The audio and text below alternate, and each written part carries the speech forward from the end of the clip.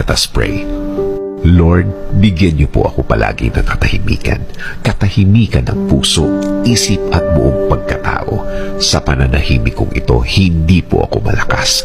Inaamin ko po sa inyo, Panginoon.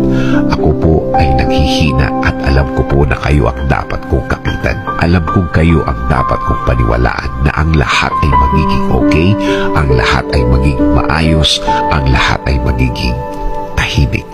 Kakapit pa rin ako sa inyong magandang plano. Kakapit pa rin ako sa inyong magandang bukas na pangako.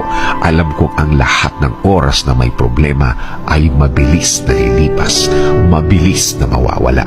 Alam ko din, Lord, na hindi ibig sabihin nang wala akong nakikitang nangyayari ay walang nangyayari.